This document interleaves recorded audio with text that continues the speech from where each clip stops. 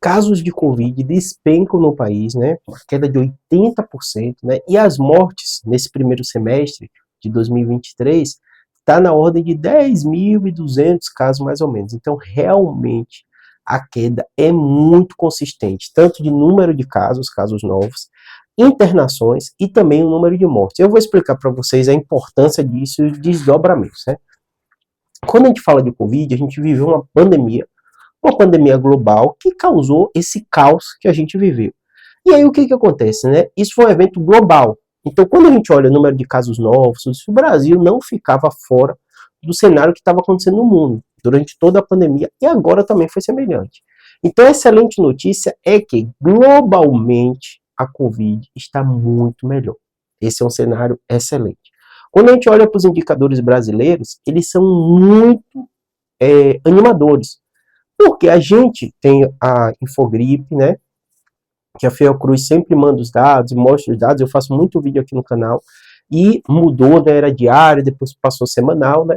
E eles têm feito esses relatórios também semestrais, mostrando o que aconteceu. E esses eventos, quando se reúne todo o período, você consegue ter uma fotografia mais ampla e melhor. Porque às vezes fala assim, semana passada melhorou. Acontecia muito com o dia, né? Dia tá melhor, outro dia tá pior. Então, quando eu faço um vídeo aqui, às vezes vocês ficam confusos no comentário. Eu falo assim, Júlio, isso tá melhor ou tá pior? Porque uma semana diz que estava um pouquinho melhor, outra um pouquinho pior. Aconteceu isso várias semanas. Nas últimas semanas, né? A queda foi consistente. Só que quando você amplia e coloca o semestre, você vê esse cenário de queda. Uma queda consistente, uma queda constante, né? Que deixa a gente muito animado com relação ao Covid, com relação também às outras infecções de vias aéreas respiratórias, gripe e outras coisas. A gente ainda está vivendo o período do inverno, que naturalmente onde dá um boom de casos, e aconteceu muito pouco nesse período. Tanto que a Covid deixou até de ser o fator mais relevante quando a gente pensava em infecções. Gripe e outras coisas começaram a preocupar mais a gente, né? Então, olhando essa foto ampla, muito tranquilo. Quais são os pontinhos da gente melhorar? O que acontece? Às vezes você bota aqui no comentário, só fala coisa ruim, notícia ruim e tal. Não, saúde é assim. É uma luta constante para uma melhoria, que nem sempre vai acontecer, e a gente tem que ficar atento, porque só o fato de a gente tentar melhorar, normalmente, no contexto de saúde, a gente consegue melhorar. Às vezes não tanto quanto a gente imaginava, mas consegue melhorar bastante. E no caso da Covid, qual a grande preocupação? E da gripe também? Vacinação.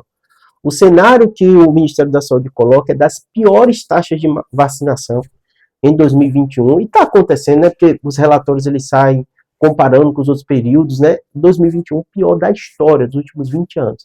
Você fala, Júlio, 2022 melhorou um pouquinho? Sim, mas mesmo assim, quando a gente olha para lá para trás, antes da pandemia, está muito pior. Para vocês terem ideia, 2021, a gente está falando de 52% de cobertura vacinal do país, um país que a meta é 90%, 95%, então a gente está muito abaixo.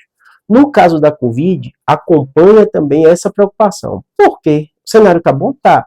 Mas o vírus teve mutação, mas a nossa proteção a gente sabe que cai com o tempo, mas nos Estados Unidos aconteceu um pico agora no verão, pode se refletir aqui no Brasil, mas a Indonésia e outros locais têm mostrado que o vírus ainda está acontecendo mutação. Então, ou seja, é um cenário agora, pontualmente, tirando a foto do momento do último semestre tranquilo, sim, ninguém pode mentir isso para vocês, mas quando a gente olha lá para frente, precisa ainda de alguma atenção. Se a gente melhora a vacinação, tudo isso, a gente vai ficar muito mais tranquilo do que está agora, tá bom?